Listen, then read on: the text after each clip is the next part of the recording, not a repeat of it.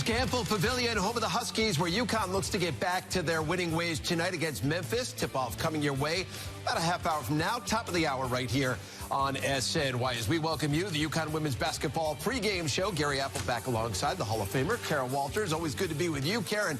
UConn coming off, and it's hard to believe this, but their first campus loss in 7 years. Yeah. 7 years Crazy. On Monday night. So what did we learn about UConn in that loss to Oregon? Wow. A lot of things went wrong. Let's see. Offense, defense. How much time do we have? Yes. A lot of things went wrong in that game. Let's start with defensively. 44 to 14 points in the paint. Olivia Nelson-Adota was a non-factor in that game. She needs to be able to stay in games. He needs to have trust in her that she can play against players like Satu Sabli, who's 6'4", brought her outside on the three-point line, that she can guard.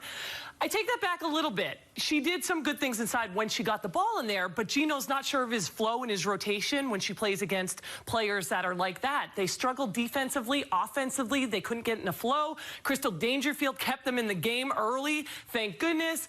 Megan Walker, Kristen Williams was sick with the flu. So many things happened in this game, both offensively and defensively. They never found their stride, but defensively, I think they really struggled. Oregon did a terrific job of moving the ball, and Nescu was the one they were focused on, and then everybody else in Oregon scored. So it was kind of a pick-your-poison team, but it starts with their spacing, their ball handling. They move the ball around so well. Very unselfish team.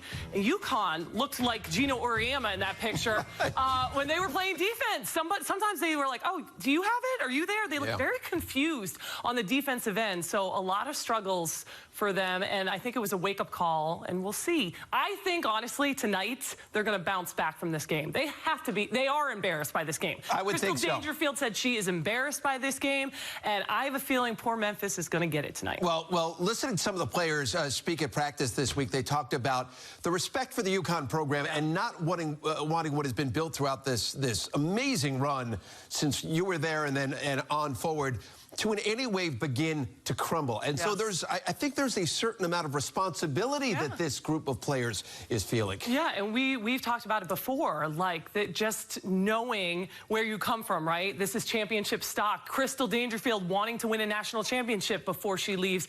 And like I said, players have said, wow, we've stayed up at night worrying about if we're carrying on this legacy. And it's not about that. It's about play basketball. This is this team. You can't compare yourself to, you have your own identity, your own experience, your own team. They've done a great job. I mean, here we are talking like, oh, what a horrible team, right? How many losses do they have? Yeah, right? 19-2. 19-2. I think they're doing all right, and they're representing the University of Connecticut. I think we're getting spoiled, and teams and the parity in women's basketball has become greater, and I actually look at it as it's good for the sport. Right? It's good for the sport to have these other teams and not just UConn dominating. The bar has been set so high by UConn that when they lose a couple of games, and in the fashion that they've lost these games to Baylor and then to Oregon, you begin to say a little bit, oh, what's going on here? But all does appear to be okay. They've still got a shot this year at another national championship. Let's go look at the numbers right now from Monday night's defeat for the Huskies that lost to Oregon. They struggled in a variety of categories. They typically dominated, especially in transition. UConn was also, as Kara spoke about a moment ago, taken to task in the paint, 44 to 14. Our Maria Marino caught up with Crystal Dangerfield and Olivia Nelson-Adota after the Oregon game. Lack of toughness, you know, they were quicker to the ball than we were. Got a lot of more offensive rebounds than we did, and we let them score a lot of points in the paint. My biggest takeaway is just how stagnant we were, especially in our offensive and then on defense, just allowing easy baskets. And so I think that's the part that really hurts us the most in looking back at a game like this. And so, you know, going into film, watching film, going to practice and things like that, that's going to be definitely a key to work on.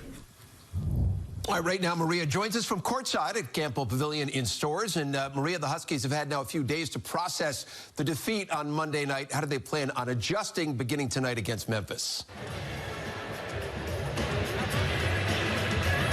Well, I'll start by saying that today at shoot-around, the team seemed more energized and enthusiastic maybe than I've seen them all season. The urgency was definitely there. Coach said that these last few days of practice have been really, really good, particularly for Olivia Nelson-Ododa. In fact, he said that they were the best days that she's had. Now, I did overhear Crystal Dangerfield calling out teammates for jogging along a bit. She was really saying, hey, like, we got to be tougher. We got to want this more. I also talked to Megan Walker following shoot-around, and she said there can be some positives to come away from a loss like this, and mainly it's the chance to show who they really are and to show and prove that that's not what they're about. So she really wants to do that, and she said the ways that she can do that are just by being more aggressive and taking more pride on defense. Some specific things I saw them working on today as well and fine-tuning were breaking the full court pressure, so look for them to do that tonight and then push the pace on the back end of that. And then on offense, just patiently moving the ball around until they find that best scoring option, because you can sometimes see them get a little impatient. And I think Crystal Dangerfield, when she wanted to cut the lead against Oregon, she started chalking up shots. So just finding the best option on offense, it takes time, Gary. It does, and one thing we know about UConn, they've dominated Memphis over the years, 11-0 all-time against Memphis. So we're just getting going here on the UConn women's basketball pregame show. When we come back, I want to take a trip into Kara's Corner to examine where the Huskies failed on the defensive end specifically in that defeat against Oregon. Plus, UConn had a tough time against Memphis earlier this season down in Tennessee. What must they do tonight to pick up a more convincing victory against the Tigers? That and so much more when we come back from Studio 31 here in New York City in just a moment.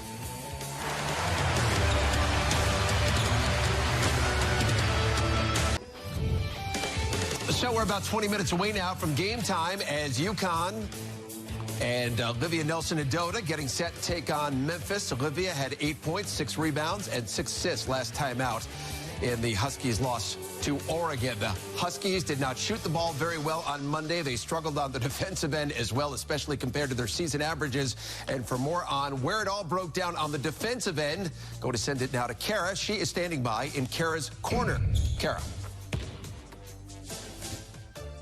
Although Gino said the game against Oregon on Monday night would come down to offense, UConn shooting woes were the least of their problem. Defensively, Oregon 44-14 points in the paint, and they shot almost 50% from the floor. We're going to see some of the problems that UConn had on the defensive end.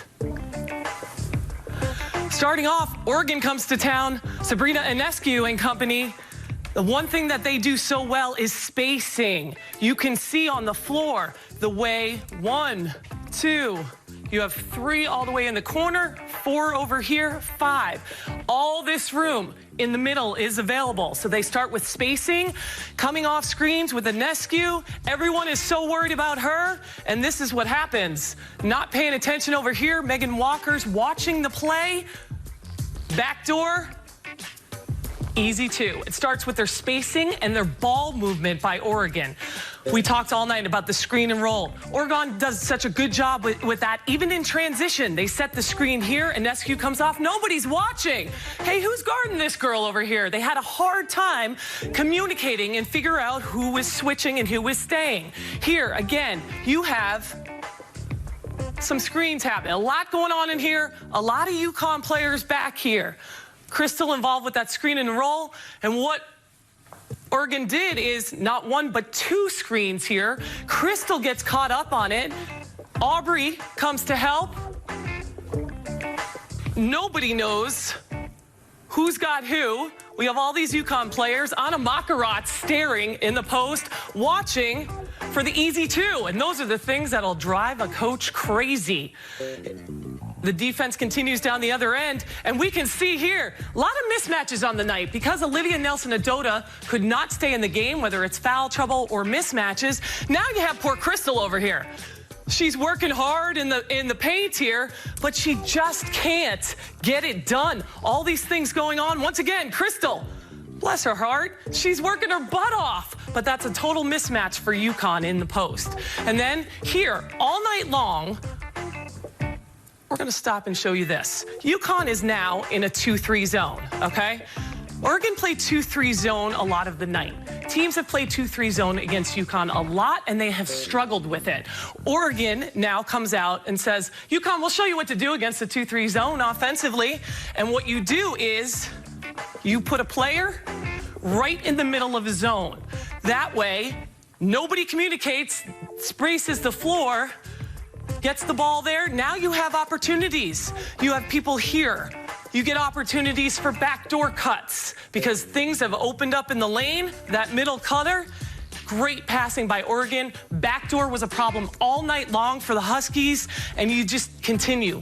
Here was interesting. They came out of a timeout. Gino said, we're having problems with the pick and roll. We're going to have to trap the pick and roll. So they tried to trap the pick and roll, and it went from ugly to uglier. She gets out of that.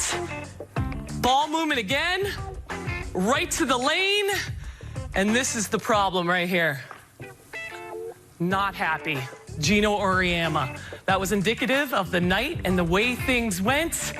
UConn simply can't play defense like this if they want to contend for a national championship.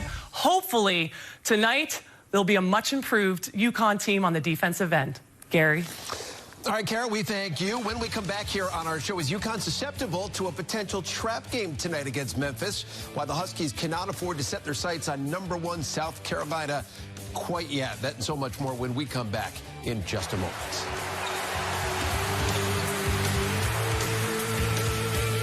Here we go. Now look at UConn's upcoming schedule presented by Town Fair Tire. And after tonight's game with Memphis, the Huskies heading down to Columbia, South Carolina, going to face off against the #1 ranked Gamecocks. And then it's back in a conference play to face off against South Florida, Tulane, and then Central Florida. And for more on the Huskies, going to set it back out Stores, Connecticut right now. Ellen Bestwick and Meg Como, they've got the call for us tonight here on SNY. Guys. All right, Gary, thanks. So, Meg, Memphis is sandwiched between two games for UConn against the numbers 1 and 3 ranked teams in the country. Is there any chance this is a trap game for the Huskies? Well, I think not. First of all, they're coming off probably one of the most embarrassing losses, at least in the last 30 years. And I remember most of them. It goes back a long ways. So, no, I don't think there's a chance of that. Plus, let's remember, in that first Memphis game at Memphis, Memphis gave them fits. UConn did not play well, kind of eked out a 12-point win. But they don't have a great taste in their mouth from that, so they're going to want to put together a better performance here tonight. And this is a very banged-up Memphis team coming into only 7 players available for the Tigers tonight. Kristen Williams, early in the season, had a couple of games where she shot below 40%, but 4 of the last 6 games, Kristen has shot below 30%. How can Kristen regain that touch from earlier in the season? You know, this is just, I think, a good old-fashioned funk. You know, it happens in the course of a season. She's a sophomore now, so, you know, she had free reign last year. Well, now teams are keying on her because they know she can score, and it's just going to take a little bit of an adjustment, I think, more mentally than anything. But as we have seen her do and talk about through the course of this season, she's going to work on other things, defense, you know, distribute the basketball. But I think if they run a more fluid offense, which I would expect them to tonight, I think she will be the recipient of a lot of open shots. And for Kristen's sake, I hope she makes them. And she's over the flu, too, so that's going to help her feel good. Expect Kristen to have a big night, and Gary and Kara, no trap game tonight. All right, Alan and Meg, we thank you both for that. We'll be watching that very carefully. But let's look at UConn and that game against Memphis 3 weeks ago down in Memphis. Yeah. UConn trailed by 6 after the first quarter. They were only up by 2 at the half. And again, they did win by a dozen. But what did Memphis do to make life so difficult for UConn in that game? Well, they got off to a quick start, right? Yeah. The first quarter has been problematic for this UConn team. They dig themselves in a hole, and then they can't get out. And again, now you can do that against Memphis, but you can't do that against Oregon, and that's what we saw in that first quarter. So the first quarter is really important for this UConn team to get out to a quick start. And their post player, the big post, double-double in there. So Olivia Nelson-Adota has to have a big game for UConn tonight. I mean, the double-double, the fakes, she's a big player inside for Memphis, and that's what Olivia needs. This is actually the perfect game for her, right? Olivia needs to get back on it, and I think she'll gain the coach's confidence if she can really play well in the post. But you cannot let the big body in there get a double-double against you. And I think Olivia, I feel a little bad for her, right? Because, well, we're post players, so she's been getting getting beat down and beat down and beat down mentally. So I like to see how she responds mentally. If she can come back from this Oregon game, from the other games, the Baylor game, and see how she responds. But Gino says, you know, this team can only go as far as Olivia Nelson-Ododa can bring her. And then there's the matter of Megan Walker, and we know how good she is, but 3 for 16 from the field against Oregon. She's only shooting 29.5% in the games against top 25 teams this year. So what do you make of those numbers, and how can she get right in big games? Okay, Megan Walker. She's a much improved, more in shape this season. We said she's worked in the offseason. So the thing about Megan is she's been asked to do a lot more. So asked to be a scorer, asked to be a rebounder. She was defending some big men in there the other night. So she's doing a lot of things. So she can she maintain the consistency while shooting the basketball, while doing all those other things? And I think that's been the problem for her, being able to put that total game together, because it's not just about scoring, it's doing the other things. But the good sign is she does continue to rebound when she's not scoring well. She does continue to do other things, where in the past, I think we might have seen a Megan Walker who's missing shots. She doesn't do other things. Right. So the good thing about that is she's still involved with the game, but Gino needs her to score in order for this team to continue down the line. So the scoring is needed from her, but a much improved Megan Walker getting involved with the game even though she's not scoring. Let's head for break right now as we close in on UConn and Memphis. And as we do go to break, we get a look at Megan Walker right here. She's UConn's leading scorer, about 19 points per game on the season. When we come back, going to take a look at the future, the immediate future of this UConn program. And I will say, it is bright. Yeah. Yes, we're back in just a moment.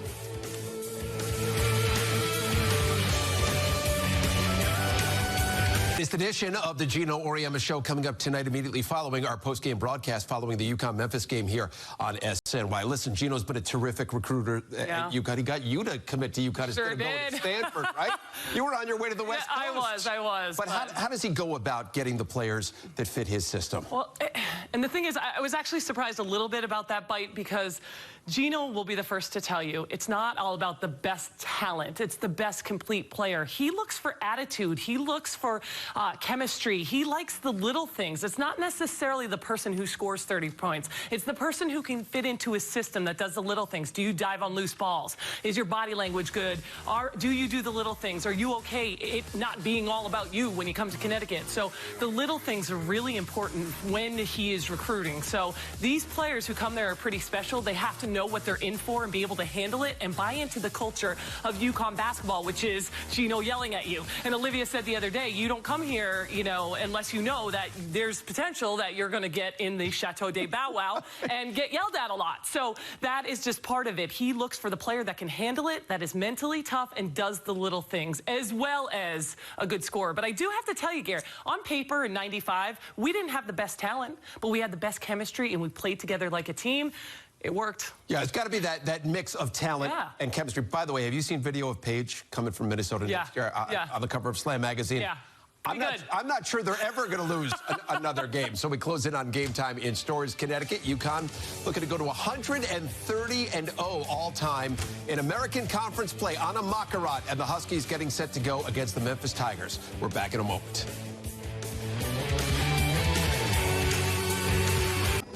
We get a look right now, the UConn starting lineup tonight, and there is a change. It's going to be Dangerfield and Kristen Williams, Megan Walker, and then Olivia Nelson-Ododa. But Anna Makarat back in the starting lineup for UConn in place of Kyla Irwin. So that is certainly something that bears watching tonight. She got the majority of the minutes last time out against Oregon. What about things to watch for tonight, especially early in tonight's game? What do you anticipate? I think coming out to a quick start, because that first quarter has just been troublesome for UConn. And I think Gino would like to see more than 14 points in the paint. I would have to go out on a limb here, but 44-14 in the paint. They have to get involved early and often to Olivia Nelson-Ododa. They have a big that scored in double-doubles last game, so she has to play well inside. If she plays well inside, it opens things up on the outside for Megan Walker to come back and have a good game tonight. So UConn comes in 19-2 on the season, 9-0 in the American Conference. Memphis comes in at 12-10 on the year, 3-6 in the American Conference. And again, this is a rematch of their game down in Memphis from 3 weeks ago when UConn trailed early, ended up winning it by a dozen. So Kara and I go to see you back here on the halftime show right now. Enjoy UConn and Memphis here on SNY. It is the UConn Women's Halftime Report. It's brought to you by our local Ford stores. Gary Apple back alongside Carol Walters here in our New York City studios. The Hall of Famer Gino Auriemma, he really liked what he saw. We heard him with Marie. He liked what he saw defensively, but from an offensive standpoint, they shot as a team almost 60% in that first half. And talk about efficiency. Olivia Nelson-Ododa in just 9 minutes getting the job done. I mean, you could tell they were trying to go to her early and often. I mean, they needed her to have a comeback game. She started off that game. They made a concerted effort to get the ball into the post. You could tell. He said, score. You get the ball, think score. When she does that, it opens things up for other people. Now they have to focus on her. They've been laying off her because she hasn't looked to make a move and score. Well, boy, tonight, early and often, they went to her. She looked real confident. The only problem is she got 2 quick fouls. Olivia Nelson-Ododa needs to stay on the court. He brought her back in, so he had faith that she could stay out of that foul trouble. She did great things when she was in there. So you kind of knew this was coming from her, but she needed a big game like this, and let's see if it continues in the second half. UConn as a team really sharing the basketball in that first half. 18 assists on 22 made baskets. Big part of their 54-23 lead at the half. Much more to come when we come back on the Ford Halftime Report. Go to take a look ahead to the second half. Plus, Diana Taurasi reflecting on her freshman year back at Connecticut. Stick with us. Back in a moment. Here we go. A look at first half stats presented by our local Ford stores. One thing that really jumps out here, Connecticut 26 points in the paint in the first half. They had just 14 in the paint the entire game in that loss to Oregon. They lead big at the break, 54-23, looking to go to 130-0 and 30-0 all time in the American Conference. We'll get a look ahead to the second half when we come back in just a moment. Here now, look at UConn's freshmen, what they've done in the first half, presented by our local Ford stores. And Anna Makarat, 8 assists for UConn. Aubrey Griffin off the bench, 8 rebounds. So we recently caught up with Diana Taurasi, who reflected on her freshman season in stores. Take a listen. It was hard. I mean, freshman year was a big punch in the face, academic-wise, the demand, the physicality of the basketball game, how much mentally he challenged you every single day. I mean, it was a big, big change for me, and it wasn't easy. I had some really hard times, not only my freshman year, but all the way through my senior year. I love that sound there from Diana Taurasi. I mean, that freshman year, how difficult is that at UConn? The punch in the face. You get honesty from her. You know, the punch in the face. It happened to Kristen Williams. She bounces back. It happened to Olivia Nelson-Ododa. She bounces back tonight. So they're used to that. And we see great play of people who have gotten mentally tough since their freshman year and bounced back. Well, Kristen Williams leads everybody in the game. She's got 16 points at the break. Kara and I see you back on the postgame show, second half, following a quick timeout. All right, Alan, we thank you. UConn now 204 consecutive wins against non-ranked opponents. Any thought that they might be looking forward to South Carolina? Man, that was gone in a hurry. What impressed you the most tonight? Well, I think this team, like Gino said, had 2 really good days of practice, and it showed. You could see early on in this game they came out with purpose. Their first quarter, their third quarter were really good from the Huskies, which they have struggled in recently. They've had slow starts in the first half and the second half. Gino absolutely thrilled and pleased with his offense and his defense. Much improved defense from that Oregon game. So many things happened. Get everyone involved, and Gino seemed really thrilled. Yes. High praise for Olivia Nelson-Ododa. Well, saying it was the best game she's ever played in a UConn uniform, that is very high praise right there. And you spoke about the fact that everybody got involved in the game tonight. They had 31 assists on their 38 made baskets. I mean, that's really spectacular. Yeah, that is spectacular, and that makes a coach very happy. It does. And you know what I loved? I loved that they seemed happy. They were loose. They were happy. They were enjoying basketball again. I think it was wearing them down a little bit. The losses, the talk, all sorts of stuff. They really moved the basketball well. There was movement. There was passing. There was finding people in the right spots. Unselfish basketball. So many good things happened, and people got involved. When you move the basketball and when you move quickly, good things happen. Their offense had been stagnant as of late. Well, tonight, no stagnant offense, that's for sure. Nothing but good things, and this is much-needed game going forward to the South Carolina. Did you feel like, listen, they played Memphis 3 weeks ago, and they struggled again against Memphis in that game. They trailed by 6 after the first quarter. They led by just 2 at the half. They only won the game by a dozen. Memphis kept it close. Do you think they came out tonight and said, okay, that's not going to happen against this team in our building? Yeah, and kind of like enough is enough. Yes. Like Crystal was mad at Oregon. She felt embarrassed. They didn't like the way they played last time against Memphis. So tonight you kind of felt this, enough is enough, all right? We're not going to, like you said, what did Megan say? We're not going to let this crumble. We're not going to just let one thing go into the next and let the season go. Okay, we've had some bad times, some losses. We haven't been consistent, but let's pick it up and go from here. If you get contributions from Anna Makarat, if you get contributions from Olivia, Aubrey, all these people, like Gino said, they can't do it by one person alone. But if everybody does their role, what they need, not outside of what they're capable of doing their role, a lot of good things can happen. I think you're right. They looked like they had fun playing basketball tonight. They shared the basketball. They're 12-0 now all-time against Memphis. Let us get a look right now at tonight's stats presented by Town Fair Tire. UConn shooting it very well, 59% for the game. They shot it well from beyond the arc. Fast break points, 31-6 was the advantage over Memphis. And points in the paint, 46 points in the paint. Don't forget against Oregon.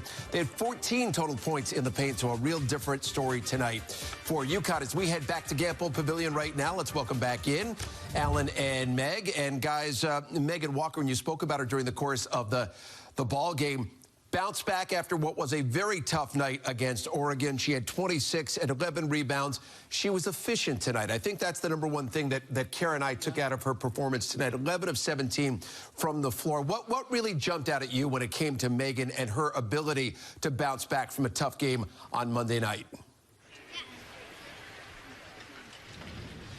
You know what I saw in her, Gary? I just saw an energy and a lightness to her. And, you know, not just, sometimes, you know, Megan's body language, she can just kind of seem down. You know, I thought today she seemed light, and you guys alluded to the fun. She looked like she was having a lot of fun out there when Kara, what do we always say? Play hard, play smart, and have fun. And all of that seemed to happen, and she played really well. I saw 2 things from Megan tonight. One, I saw a player who was determined to impose herself on the opponent. She was aggressive, that energy you talked about, Meg, there. But the other thing I saw was this. She made a couple of shots early. And doesn't it seem like with Megan, when that confidence gets into her early in the ball game, then they start flying in from every place. It makes a huge difference for that kid, no doubt about it. Gino had high praise for Olivia, said this was the best game that she's had since she's been at Connecticut. Do you agree with that sentiment? And how big is this game for her confidence going into the South Carolina game?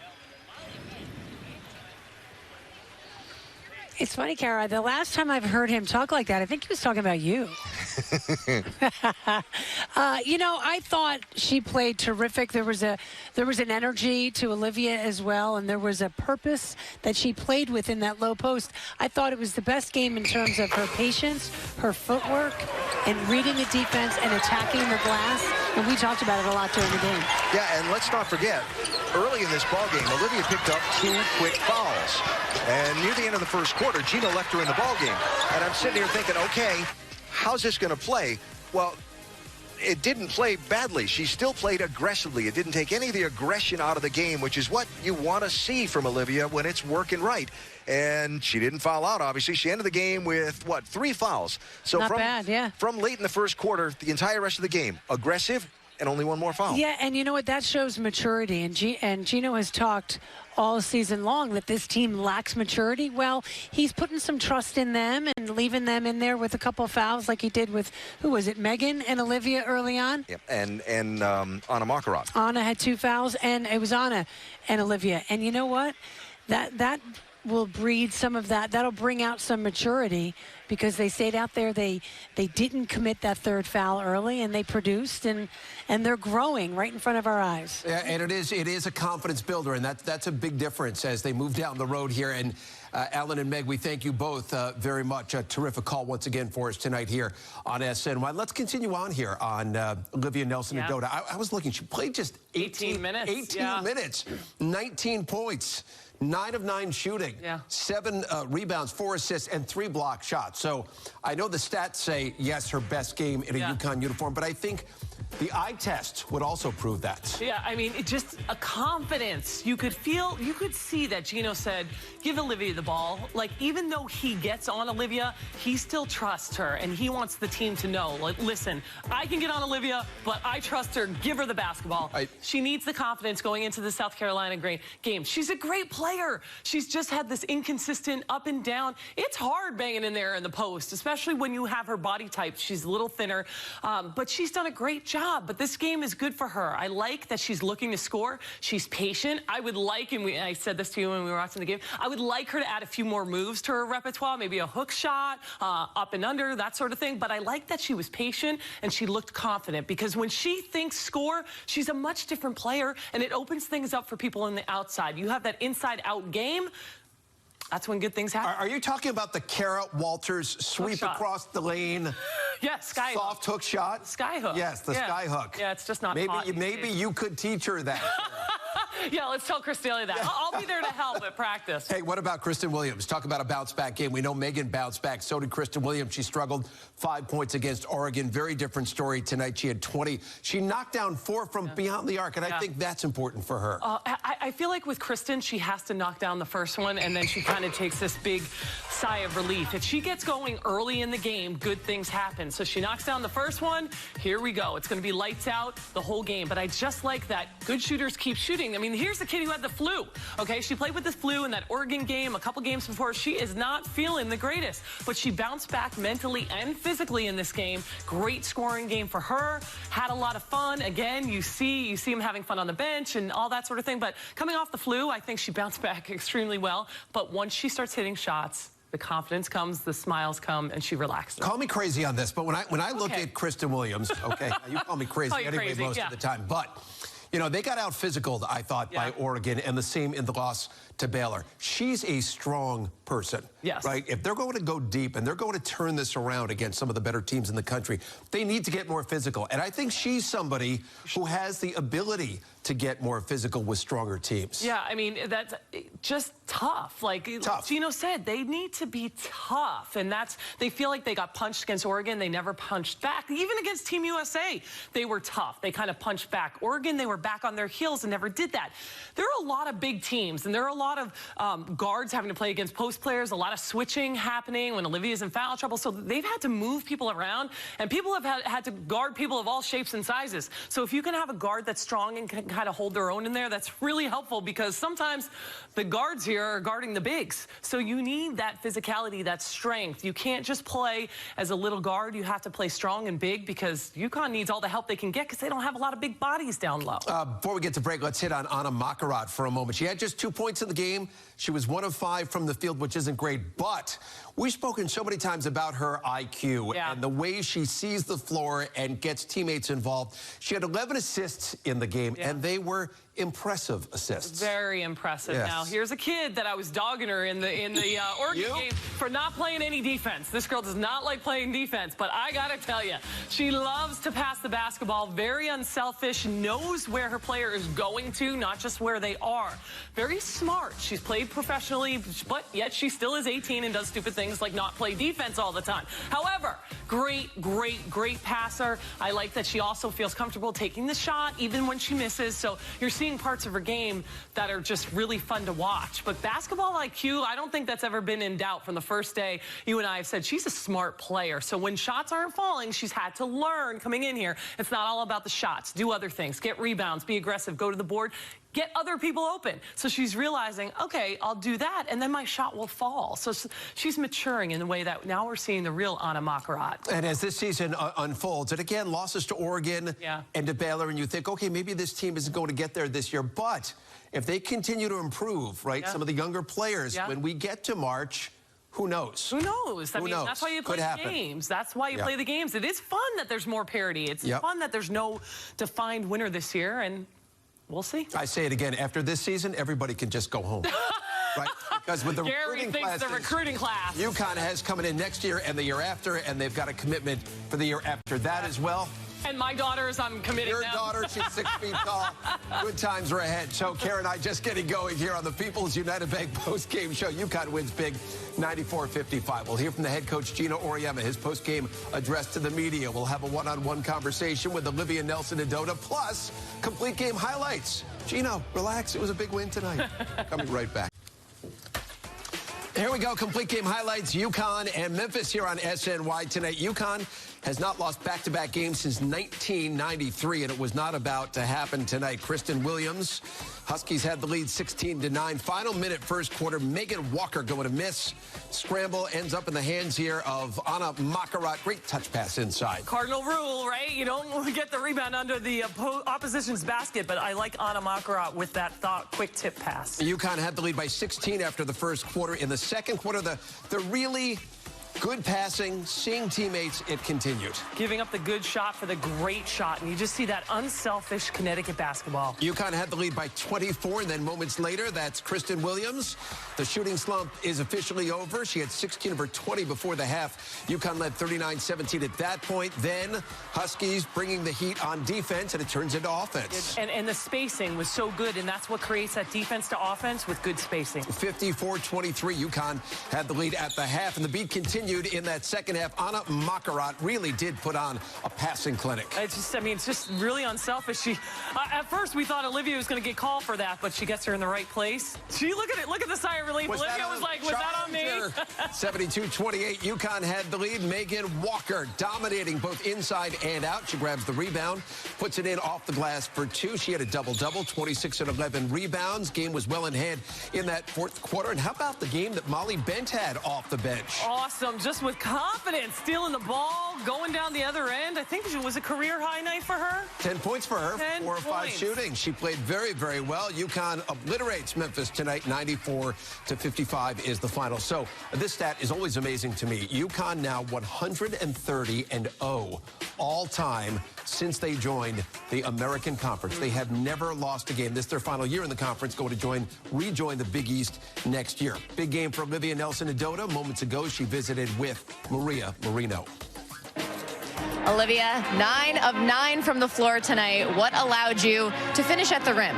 I just think our practices really helped us this week. The past two especially have been pretty difficult for us. And so just the coaches really pounding that into us and expecting us to finish with contact like that really helped. Coach told me that he said to you just how great you played and that it was like the best game that you've had at Connecticut. What does that mean to you? It means a lot, but there's still more work to do. I think this game was a good step in the right direction. But especially the games we have coming up, South Carolina on Monday, we need to build on this. What exactly are you looking to do in that game against South Carolina? What's the goal? I think, not only me, but the team just come out stronger with a tougher mentality. I think that's what we lacked in the Oregon game. And so if we come out with the right mentality and just play like the way we know how to play, I think, the game can come in our favor. All right. Thanks, Olivia. Yeah, thank you. All right, Olivia and Maria, we thank you both. Did you see that smile on her face when Maria said, well, Gino told me that was the best get? I mean, she just had this big smile that came across her face. But that sort of positive reaction, when you get beaten down time and time again, I think that goes a long way because you can differentiate. Okay, what, he gets on me when I'm not playing well, but when I put it together, he's there for me. He's loyal, and he's going to tell he'll be the first to kick you, but the first to pick you up, right? That's what Gino does, but he does that because he's pulling stuff out of you that you didn't even know you had in you, and that's what he's trying to do with Olivia. And I love Olivia's personality. She's handling it. She said, I signed up for this when I came to UConn because everyone's like, oh my gosh, she's being so mean to you. This is what I signed up for. He's trying to make me a great player, not just a good player, but a great player, and I'm okay with that. I'm going to follow his plan, and things are going to go well. If you do what Gino tells you, good things happen. He's been around a little bit. He's developed a few players. Just do what he says. I'll be good. I think it worked out for you, didn't it? Yeah, it sure did. I always like to toot your horn.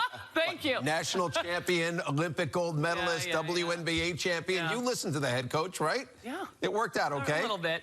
Except one time. Yes. One time. He said, you play how you practice, and I had a bad practice, and I said, I guess I proved his theory wrong. Talk about the stupidest thing that ever came out of my mouth. Don't ever do freshman, clearly freshman. Freshman, yes. never let it down. We've got more to come here on our post-game broadcast. When we come back, we're going to hear from the aforementioned head coach of the Huskies, Gino Auriemma. He'll address the media. We'll listen in on that. And we'll look ahead to the South Carolina game coming up on Monday night against the #1 team in the nation. I have a funny feeling about that game for UConn, but we'll see. We're back in a moment.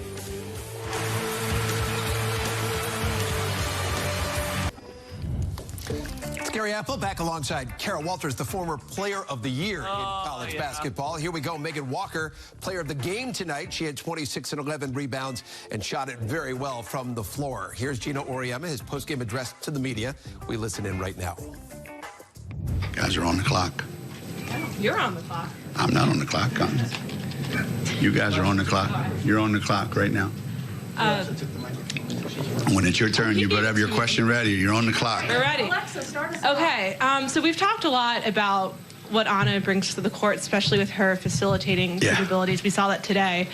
How can that change what you guys do with her on the court moving forward?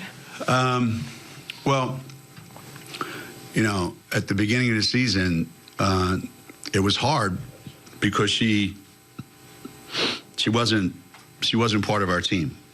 She was out on the floor, but she wasn't really here. So these last, I don't know how many games, you could see that every minute of every day she gets better and better and better at being part of our team and being comfortable and, you know, playing to her instincts instead of worrying about anything or everything. So the reason why the ball moved up the floor so quickly in the first half especially was because Crystal's going to push it up the floor, which she did more today than she's done in a while.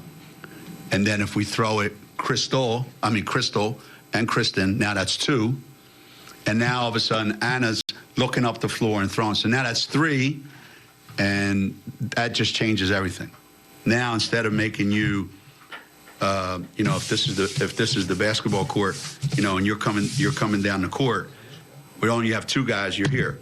Now you have 3 guys, it's here, here, and here. So you're able to use the whole floor coming up in transition. And that's changed, you know, and it's gotten Liv more touches in the lane.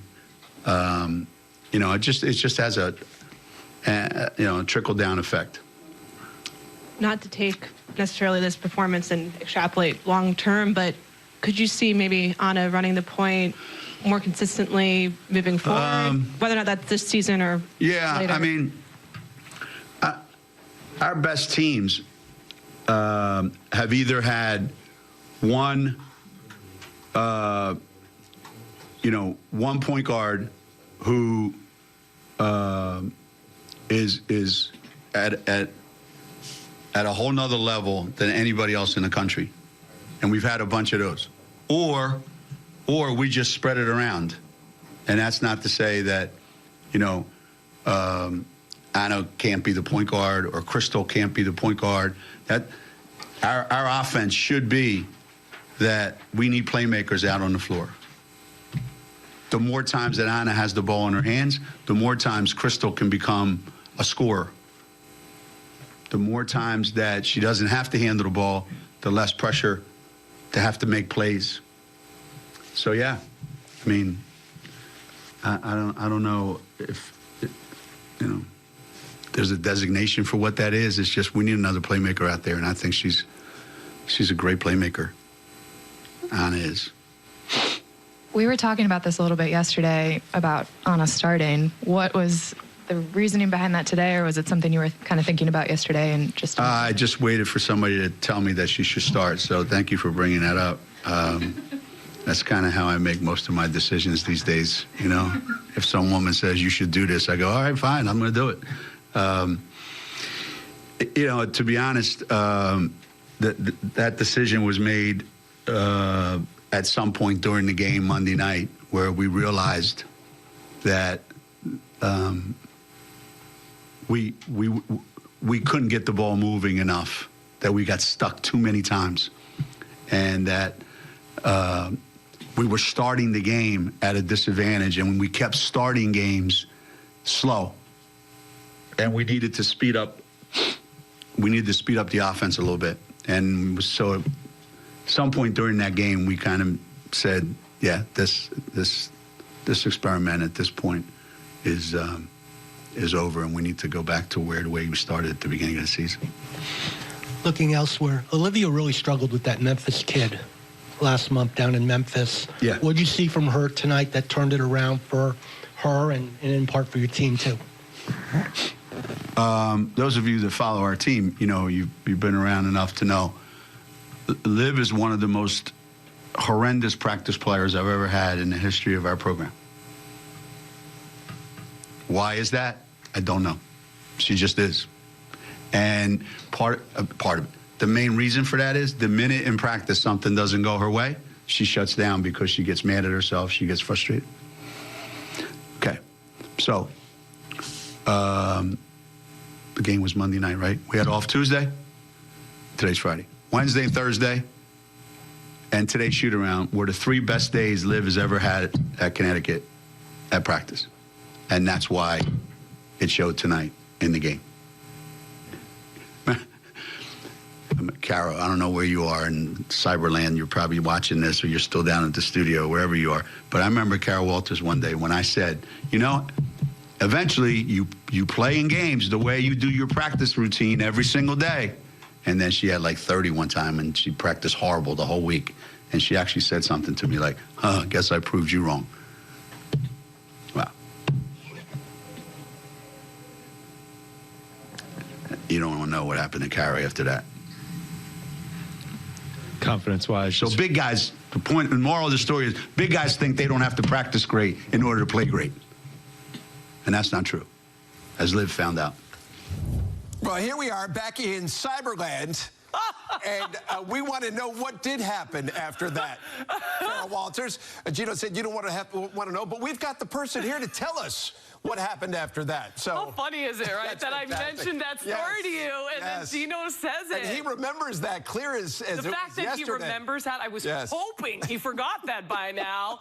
It was the most miserable next couple days of my life in practice. I thought I was going to, like, they should have just brought the bucket out for me to throw up because, and then I remember the media was at practice. Why don't you go write about her? Because she's so smart. She knows how to practice, blah, blah, blah.